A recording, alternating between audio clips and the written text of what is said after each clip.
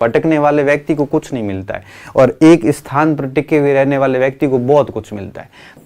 समय सारणी क्या रखनी है कि आपका जो है वो सिलेक्शन सुनिश्चित हो जाए। अब चयन के लिए आपको क्या करना है, ध्यान से सुनना और कोशिश ये करना है कि हो सके तो उसको फॉलो करने का प्रयास भी करना। मैं आपको सिर्फ 3 फॉर्मूले दे रहा हूँ और उन 3 फॉर्मूलों को अगर आप 4 महीने फॉलो करते हो तो मैं आपको आज लिख के दे रहा हूँ कि आपका सिलेक्शन कोई रोक नहीं सकता। और मुझे बहुत अच्छे से पता है कि आप इसको फॉलो नहीं कर पाओगे, बहुत कम बच्चे होंगे जो इसको फॉलो कर पाएंगे। मैं सिर्फ आपको 3 फॉर्मूले दे रहा हूँ। सबसे पहला फॉर्मूला दे रहा हूँ 888 का। ये फॉर्मूला क्या है, 8 घंटे आप रेस्ट कीजिए आराम से। 8 घंटे आपको रेस्ट करनी है, मतलब करनी है क्योंकि रेस्ट बहुत ज़रूरी है। दूसरी चीज़, 8 घंटे आपको स्टडी करनी है, मतलब करनी है। दिन में 8 घंटे और बच गए। इस 8 घंटे का आप उपयोग कैसे करते हैं ये आपके ऊपर निर्भर है। आप इस 8 घंटे को आप खेल कूद में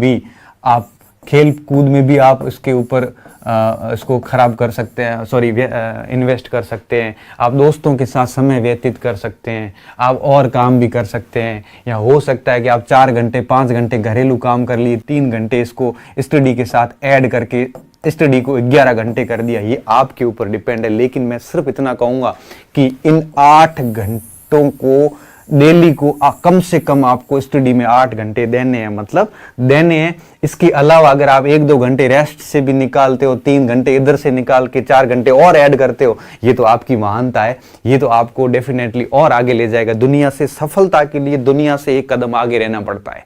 दुनिया से एक कदम आगे रहना वाला व्यक्ति कभी जिंदगी में असफल नहीं हो सकता।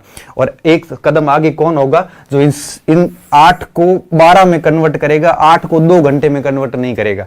सुबह जब उठते हैं ना, तो उसके बाद में जब रात को सोते हैं तो सोते वक्त सोचना कभी कि आज दिन में आपने किया क्या है। और अगर रात को सोते वक्त आपके मन मस्तिष्क में एक चिंता सताए कि यार पूरा दिन खराब कर दिया, कुछ भी नहीं किया, रात को नींद नहीं आती, करवटें बदल बदल के व्यक्ति के शरीर दर्द करने लग जाता है, चिंता होती है कि मैं किस लिए गांव से आया हूं, मैं कर क्या रहा हूं यहाँ पे। और उस व्यक्ति की हालत इतनी पतली हो जाती है कि वो मतलब अवसादग्रस्त हो जाता है। जब आप पूरे दिन को इस तरह से बर्बाद करोगे ना, तो आपकी रात भी कभी अच्छी तरीके से नहीं जाएगी। और अगर आप आंखें थक के सो जाती है ना, इस समय समझना कि आपकी पढ़ाई पूर्ण रूप से हुई है। तो 8-8 घंटे का रूल्स फॉलो करना पहली चीज। इस समय एक चीज और ध्यान रखना, कभी पढ़ाई को घंटों में काउंट करने की गलती मत करना। लड़के पूछते हैं स्टूडेंट मेरे को, सर कितने घंटे पढ़े, 8 घंटे पढ़ लूं, 4 घंटे पढ़ लूं। मैं तो सिर्फ इतना कहूंगा, आपकी औकात पे डिपेंड करता है। आपकी आंखें कब तक थकती है तब तक पढ़िए। आपको लगता है कि 15 घंटे पढ़ लिया, अब आंखें काम नहीं कर रही है, उस समय आराम से सो जाइए।